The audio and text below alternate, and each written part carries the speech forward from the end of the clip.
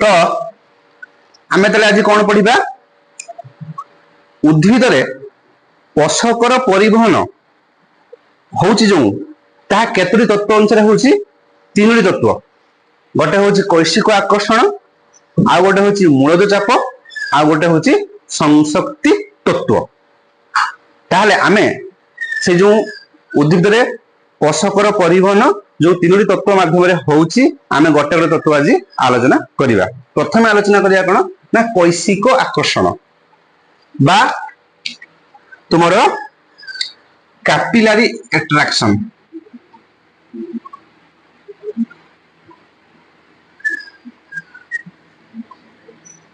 कैशिक आकर्षण बा capillary attraction.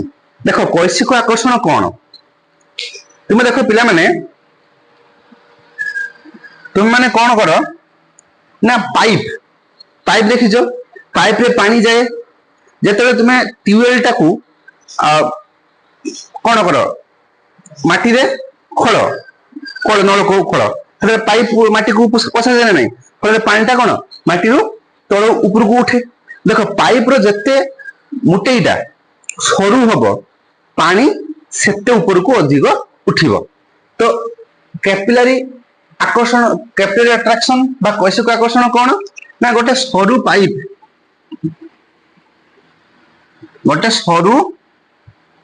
Pipe को जते बेले आमे जल भितर पुरैबा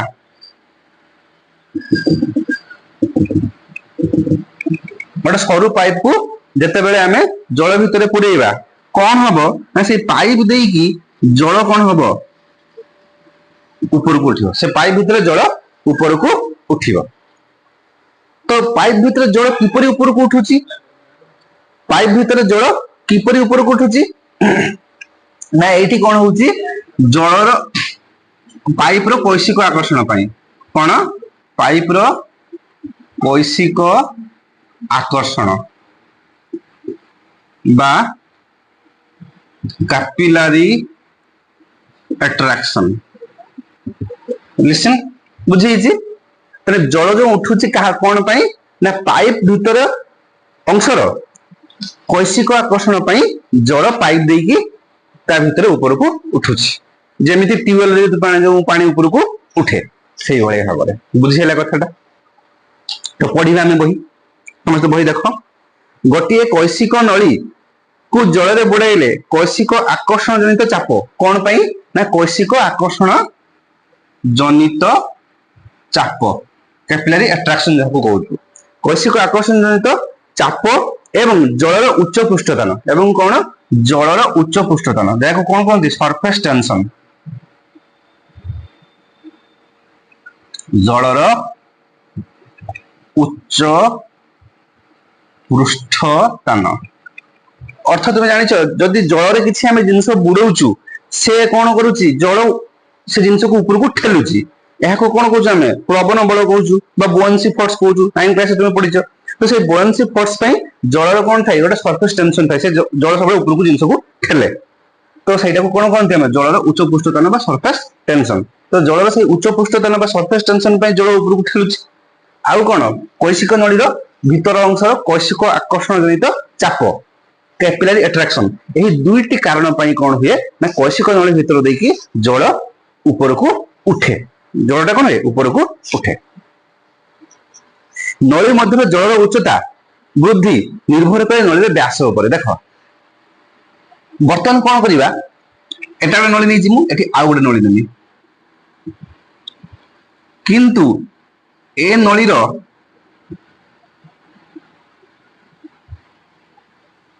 मोटेईटा बा व्यासटा ए नळीर मोटेई बा व्यासटा कौन करी ए नळी अपेक्षा सान ए नळी अपेक्षा सान व्यासटा कौन हम या नळी ए नळी अपेक्षा सान यार व्यास सान यार व्यास बड़ माने यार मोटेई बड़ बेसी यार मोटेई कम।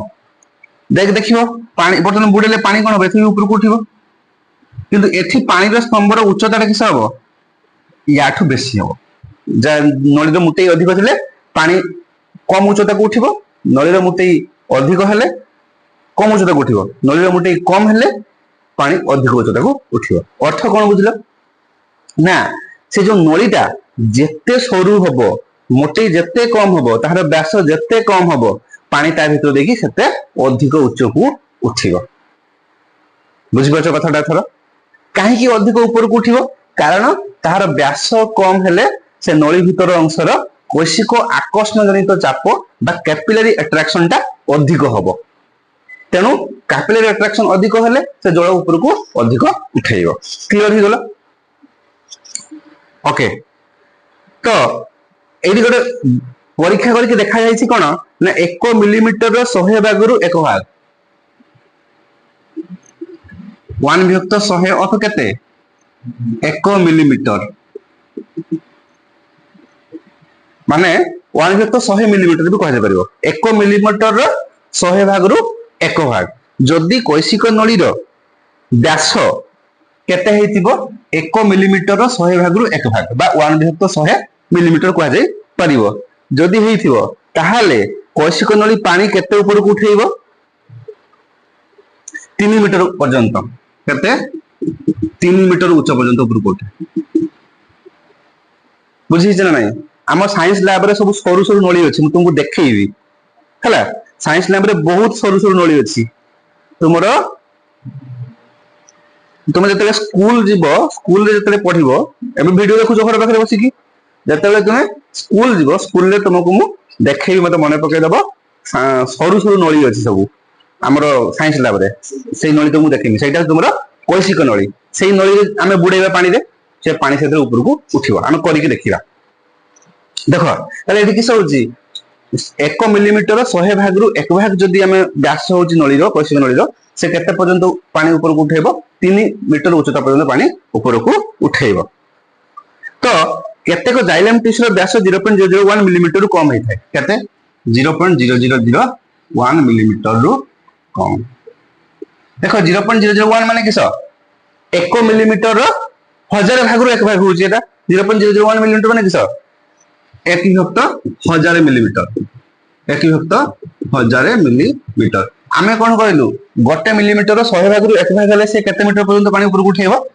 3 मीटर जदि एडी 1000 होत माने किस 10 गुना बढ़ी जाउची 10 गुना टा किस कमी जाउची तेनो किस हो एठी 3 गुना ना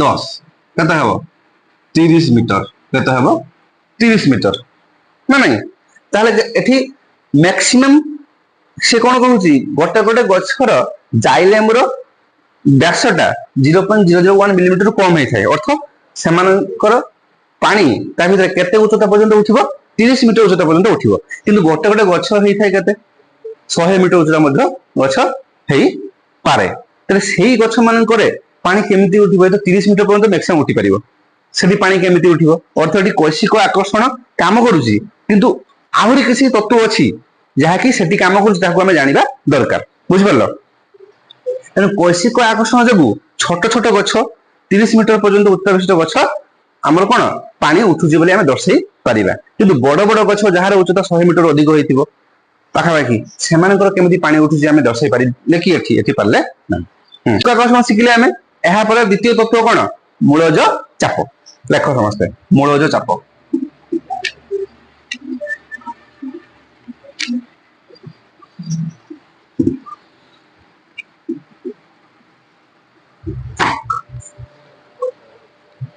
नेक्स्ट कोन मूलज चाप रूट प्रेशर देख रूट प्रेशर बा मूलज चाप कोन तुम पिला लक्ष्य करथिबो गोटे गछ को जतले हमें काटी दउजु माने गछ माटी ऊपर जो अछि ता गंडी कांड से गंडी पूरा काटी दउजु काटी देला पर लक्ष्य करिवो धर गछटा एमती अछि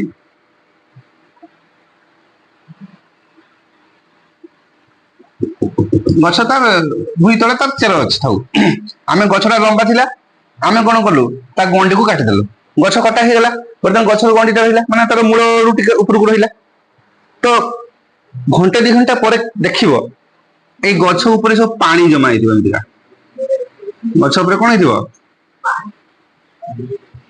गछ ऊपर पानी जमा हेतिबो ତାହେଲେ ଗଛ ତ କାଟି ଦିଆଯାଇଛି, ପୁଣି ପାଣି ଏଠି ଜମା ହେଲା କେମିତି? ତ ଏଇଠି ତୁମେ ବୁଝୁଛ କଣ ନା ଏଠି ମୂଳ କଣ କରୁଛି ନା ସେଠି ଜାଇଲେମ ଟିସ୍ୟୁ ସହିତ ପାଣି ପରିବହନ ହୁଏ। ତୁମେ ଜାଣିଛ ଗଛ କାଟିଲା ପରେ ଜଣା ପଡିଲା ଯେ ପାଣି ଜମା ହେଇଛି, ମାନେ ଏଠି ଜାଇଲେମ ଟିସ୍ୟୁ କିଛି ଥିଲା, ମୂଳରେ ଅଛି, କିଛି ଅଂଶ ରହିଯାଇଛି, ତ ସେଠି ସେ ପାଣି ପରିବହନ କରୁଛି, ସେଥିପାଇଁ ପାଣି ଜମା ହେଇଛି, ଉପରକୁ ଉଠିଛି। ଏବଂ ଏଇଠି ଦେଖିବ ଏଇଠି ଗୋଟେ ମୂଳର ଚାପ ମାପିବା ଯନ୍ତ୍ର ଅଛି, ତାହାକୁ କଣ କହନ୍ତି? ମାନୋମିଟର କହନ୍ତି। ତାକୁ କଣ କହନ୍ତି? ମାନୋମିଟର। ଏଇଟା ହଉଛି କଣ? ମୂଳଜ ଚାପ ମାପିବା ଯନ୍ତ୍ର। ଯେମିତି ଥର୍ମୋମିଟର ଅଛି ତାପ ମାପିବା ଯନ୍ତ୍ର, ସେମିତି ମାନୋମିଟର ହଉଛି କଣ? ମୂଳଜ ଚାପ ମାପିବା ଯନ୍ତ୍ର। ତ ଏଇଠି ଆମେ ଗଛ କାଟିଦେଲା ପରେ ଏଇଠି ଗୋଟେ ମାନୋମିଟର ଖଞ୍ଜିଦବା, ବୁଝିହେଲା? ଏଇଟାକୁ ରଖିବା। ଦେଖିବ ମାନୋମିଟର ଖଞ୍ଜିଦେଲେ ଏଠି କିଛି ଚାପ ଦେଖେଇବ, ଏଠି କିଛି ଚାପ ଦେଖେଇବ। ତ ସେ ଚାପ ଅର୍ଥ କଣ ନା ଏଠି ମୂଳରେ କିଛି ଚାପ ସୃଷ୍ଟି ହଉଛି, ମାନେ ମୂଳ କିଛି ଉପରକୁ ଚାପ ଦଉଛି, ଫଳରେ ସେଇ ଚାପଟା ଦେଖେଇଲା ମାନୋମିଟର ଦ୍ୱାରା ଜଣା ପଡିଲା। ଅର୍ଥ ଏଠି ବୁଝିଲେ କଣ ଆମେ? ସେଇ ଯୋଉ ଚାପ ଦେଖିଲା ସେଇଟାକୁ ଆମେ କଣ କହିବା? ମୂଳଜ ଚାପ। ଅର୍ଥ ଏଠି କଣ ହଉଛି ନା ମୂଳ କିଛି ଉପରକୁ ଚାପ ଦଉଛି, ଯାହା ଫଳରେ ପାଣି ମୂଳରୁ ଜାଇଲେମ ଟିସ୍ୟୁ ଦ୍ୱାରା ଗଛର ଅଗ୍ରଭାଗ ପର୍ଯ୍ୟନ୍ତ ଯାଉଛି, ଏହାକୁ ଆମେ ମୂଳଜ ଚାପ କହୁଛୁ। ତାହେଲେ ଏଠି ଆଉ ଗୋଟେ ତତ୍ତ୍ୱ ଆମେ ଜାଣିଲେ ଯେ ମୂଳଜ ଚାପ ଦ୍ୱାରା ମଧ୍ୟ ପାଣି ଜାଇଲେମରୁ ଗଛର ଅଗ୍ରଭାଗ ପର୍ଯ୍ୟନ୍ତ ବ୍ୟାପି ଥାଏ, ଏହାକୁ କଣ କହନ୍ତି? ମୂଳଜ ଚାପ ତତ୍ତ୍ୱ କହନ୍ତି। ବୁଝିହେଲା? ତାହେଲେ ହେଇଠି ପ୍ରଶ୍ନ ଉଠୁଛି ଯେ ଏଠି ବଡ ବୃକ୍ଷ ପାଇଁ, ଛୋଟ ବୃକ୍ଷ ପାଇଁ ହୁଏତ ମୂଳଜ ଚାପ ଠିକ ହେଇପାରେ, କିନ୍ତୁ ବଡ ବଡ ବୃକ୍ଷ ପାଇଁ କଣ ହବ କି? ଦେଖ, ତ ଜଳର ଊର୍ଧ୍ୱ ପରିବହନ ପାଇଁ ମୂଳଜ ଚାପ ଆବଶ୍ୟକ। ଏଇଠୁ କଣ ବୁଝିଲେ? ଜଳର ଊର୍ଧ୍ୱ ପରିବହନ ପାଇଁ ମୂଳଜ ଚାପ ଆବଶ୍ୟକ। ତେବେ ଉଚ୍ଚ ଗଛ ଗୁଡିକରେ ଏହି ଚାପର ପରିମାଣ ଅଧିକ ହେବା କଥା। ଦେଖ, ଛୋଟ ଗଛ ଗୁଡିକରେ ଯେହେତୁ ପାଣି କମ ଉଚ୍ଚତାକୁ ଯିବ, ତେଣୁ ସେଠି ଚାପର ପରିମାଣ କମ ରହିବା କଥା। ଯୋଉ ବଡ ଗଛ ଗୁଡିକରେ କିସ ହଉଛି, ଯେହେତୁ ପାଣି ବହୁତ ବହୁତ ଉଚ୍ଚକୁ ଯିବ, ସେଥିପାଇଁ ସେଠି ମୂଳଜ ଚାପ କଣ ହବ? ଅଧିକ ହେବା ଦରକାର। କିନ୍ତୁ ଟେଷ୍ଟ କରିକି ଦେଖାଯାଇଛି ଯେ ବଡ ବଡ ଗଛ ଗୁଡିକରେ ମୂଳଜ ଚାପ ସେମିତି ଅଧିକ ହୁଏ ନାହିଁ। ତାହେଲେ ଏଇଠି କଣ ହେଲା ନା ମୂଳଜ ଚାପ ମଧ୍ୟ ତତ୍ତ୍ୱ ଯୋଉ ଆମେ ଆଣିଲେ ତାହା ମଧ୍ୟ ସେମିତି କିଛି କାମ କରୁନାହିଁ, ଯେ ବଡ ବଡ ଗଛ କ୍ଷେତ୍ରରେ ମୂଳଜ ଚାପ ଅଧିକ ହେବା କଥା ତାହା ହଉନାହିଁ। ତାହେଲେ ଏଟା ମଧ୍ୟ କିଛି ଅଳ୍ପ କାମ କରୁଛି ମୂଳଜ ଚାପ, କୈଶିକ ଆକର୍ଷଣ ଯେମିତି ଅଳ୍ପ, ସେମିତି ମୂଳଜ ଚାପ ମଧ୍ୟ କାମ କରୁଛି, କିନ୍ତୁ ସଠିକ ଭାବରେ ଦର୍ଶାଇ ପାରୁନାହିଁ ଯେ ବଡ ବଡ ଗଛ କ୍ଷେତ୍ରରେ କେମିତି ପାଣି ମୂଳରୁ ଅଗ୍ରଭାଗ ପର୍ଯ୍ୟନ୍ତ ଯାଉଛି। ତେଣୁ ବୈଜ୍ଞାନିକ ମାନେ ଆହୁରି ପରୀକ୍ଷା କଲେ, ଟେଷ୍ଟ କଲେ, ତାପରେ ଆସିଲା କଣ? ସଂଶକ୍ତି ତତ୍ତ୍ୱ। ତାପରେ କଣ ଆସିଲା? ସଂଶକ୍ତି ତତ୍ତ୍ୱ। ଲେଖ ବର୍ତ୍ତମାନ ହେଡିଂ କର ସଂଶକ୍ତି ତତ୍ତ୍ୱ। ହେଡିଂ କର ସଂଶକ୍ତି ତତ୍ତ୍ୱ।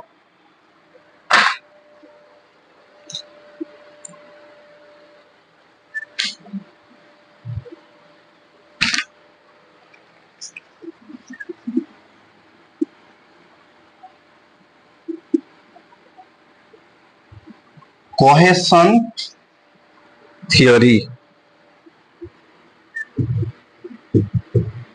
the most important theory। ଭଲ କି ଶୁଣିବ, ସଂଶକ୍ତି ତତ୍ତ୍ୱ ବା cohesion theory। ଦେଖ, ଏଠି ଆମେ ଗୋଟେ ଗଛଟା ଅଛି, ଆମେ ଗଛ ଚିତ୍ର କରିବା ଆଗେ।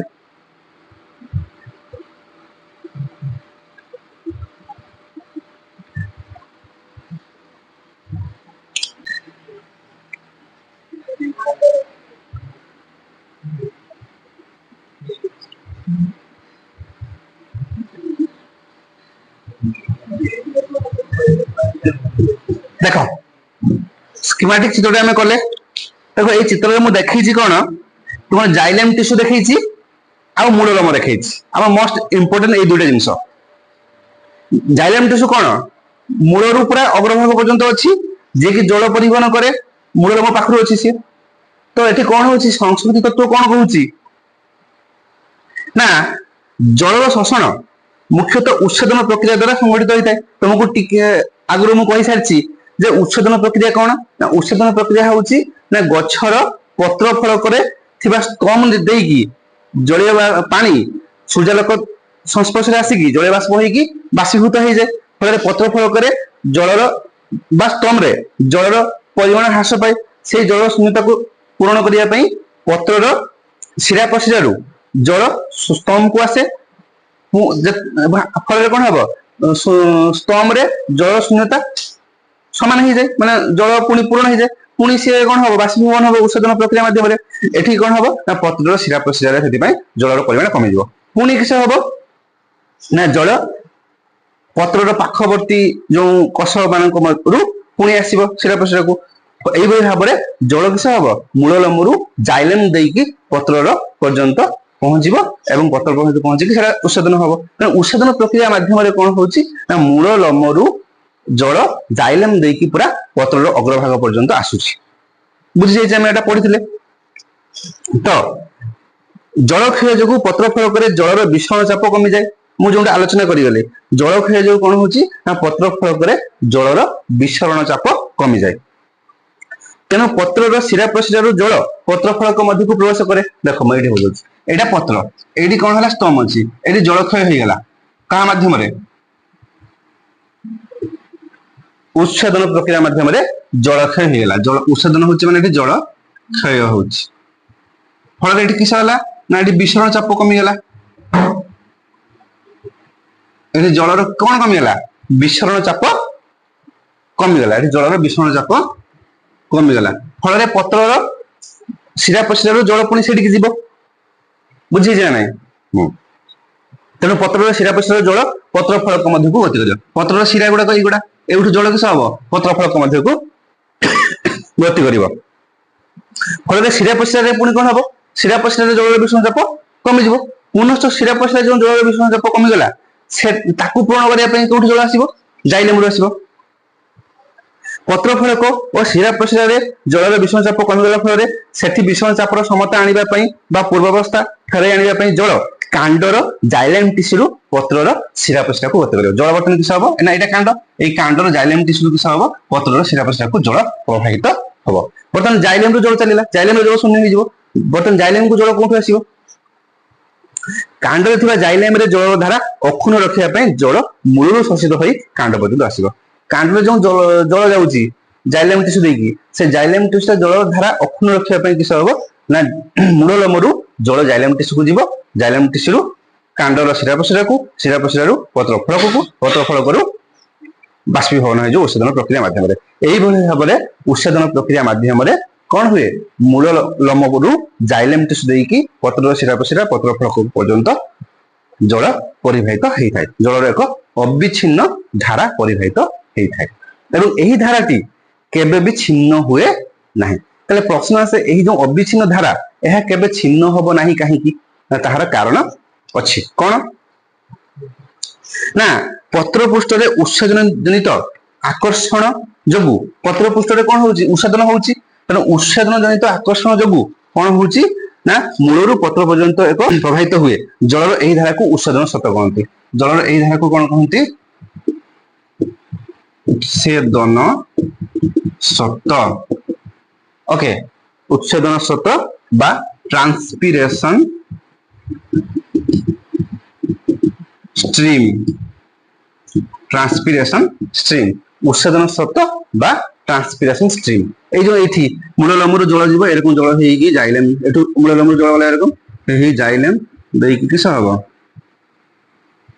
জাইলেম হয়েকি পত্রর শিরা প্রশিরা, শিরা প্রশিরা তাহলে পত্র ফলক। এই যে এইটাକୁ জলର স্রোতକୁ কোন কହୁଛୁ ট্রান্সপিরেশন স্ট্রিম বা উচ্ছেদন স্রোত।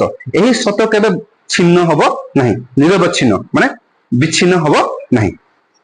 কাহিଁକି বিচ্ছিন্ন হব ନାହିଁ দেখ এটি দুইটি কারণ ପାଇଁ এই জলর স্রোত ছিন্ন ହୁଏ ନାହିଁ। কোন কোন কারণ না প্রথম কারণ হଉଛି অতি সূক্ষ্ম নଳୀ ভিতরে জল অণু ମାନଙ୍କ ମଧ୍ୟରେ ଥାଏ ସଂଶକ୍ତି ବଳ। କଣ ଥାଏ ସଂଶକ୍ତି ବଳ। କାହା କାହା ମଧ୍ୟରେ ଅଛି ଜଳ ମଧ୍ୟରେ H2O H2O। তুমি ଜାଣିଛ ଜଳ କଣିକା ମାନେ କିସ ସେଠି H2O H2O ସବୁ କଣ ପରସ୍ପର ମଧ୍ୟରେ ଆକର୍ଷଣ ବଳ ଥାଏ ବାନ୍ଧିକି ଥାନ୍ତି। ଏଠି କିସ ହଉଛି ନା ଗୋଟେ ଅତି ସୂକ୍ଷ୍ମ ନଳୀ ଜାଇଲେମଟା ଗୋଟେ କି ନଳୀ ଅତି ସୂକ୍ଷ୍ମ ନଳୀ। ତ ସେଇ ଜାଇଲେମ ଭଳିଆ ଅତି ସୂକ୍ଷ୍ମ ନଳୀ ଭିତରେ ଜଳ ଜଳ ଅଣୁ ମଧ୍ୟରେ କଣ ଥାଏ ଗୋଟେ ଦୃଢ ଆକର୍ଷଣ ବଳ ଥାଏ। ସେଇ ଦୃଢ ଆକର୍ଷଣ ବଳକୁ ଆମେ କଣ କହୁଛୁ ସଂଶକ୍ତି ବଳ କହୁଛୁ। କଣ କହୁଛୁ ସଂଶକ୍ତି ବଳ। ତ ସେଇ ଦୃଢ ଆକର୍ଷଣ ବଳ ଜଳ ଜଳ ଅଣୁ ମଧ୍ୟରେ ସଂଶକ୍ତି ବଳ ଯୋଗୁ କଣ ହୁଏ ଜଳ କେବେ ଛିନ୍ନ ହୁଏ ନାହିଁ। କାହା ମଧ୍ୟରେ ଅତି ସୂକ୍ଷ୍ମ ନଳୀ ମଧ୍ୟରେ। ସେ ଅତି ସୂକ୍ଷ୍ମ ନଳୀଟା ଏଠି କିଏ ଉଦ୍ଭିଦର ଜାଇଲେମ ନଳୀ। বা জাইলেম টিস্যু। সংশক্তি বল বুঝিল। ଆଉ ଗୋଟେ ହଉଛି କଣ ସଂଲଗ୍ନ ବଳ।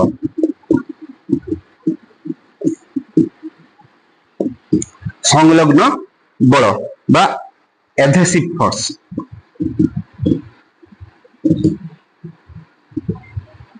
এটা হচ্ছে কোহেসিভ ফোর্স। সংশক্তি বলକୁ কোন কহନ୍ତି কোহেসিভ ফোর্স কহନ୍ତି, ଯାହାକି କାହା କାହା ମଧ୍ୟରେ ଥାଏ, ଜଳ ଜଳ ମଧ୍ୟରେ ଥାଏ, ଜଳ ଜଳ ଅଣୁ ମଧ୍ୟରେ ଥାଏ। କିନ୍ତୁ ସଂଲଗ୍ନ ବଳ ଏଡହେସିଭ ଫୋର୍ସ କାହା ମଧ୍ୟରେ ଥିବ ନା ଜଳ ଆଉ ଜାଇଲେମ କାନ୍ଥ। କଣ ତାହେଲେ ଏଠି ବୁଝିଲ ନା ଜଳ ଜଳ ମଧ୍ୟରେ ରହିଲା ସଂଶକ୍ତି ବଳ, ଫଳରେ ସେ ଜଳ ଛିନ୍ନ ହବ ନାହିଁ। କିନ୍ତୁ ଜାଇଲେମର କାନ୍ଥ, ଏଇଟା ତୁମର ଜାଇଲେମର କାନ୍ଥ, ଏଠି ଜଳ ଅଛି, ତ ଜାଇଲେମର କାନ୍ଥ ଏବଂ ଜଳ ଏହା ମଧ୍ୟରେ କି ବଳ ଅଛି ତୁମର ସଂଲଗ୍ନ ବଳ। ତ এই সংলগ্ন বল ପାଇଁ ଜଳ କେବେ ଜାଇଲେମ କାନ୍ଥରୁ ତଳକୁ ଖସିବ ନାହିଁ।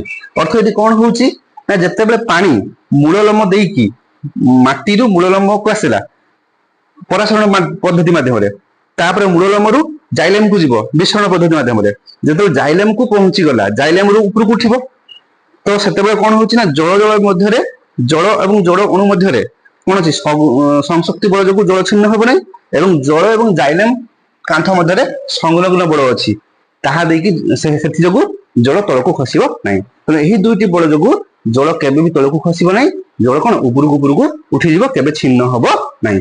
ଏମିତି ହେଇକି କଣ ପତ୍ରର ଶୀର୍ଷ ପର୍ଯ୍ୟନ୍ତ ଷ୍ଟମ୍ ପର୍ଯ୍ୟନ୍ତ ପହଞ୍ଚିବ, ଫଳରେ ଜଳ ଉପରକୁ ଉଠିଗଲା, ଊର୍ଧ୍ୱ ପରିବହନ ହେଲା, ଜଳ ଊର୍ଧ୍ୱ ପରିବହନ ହେଲା।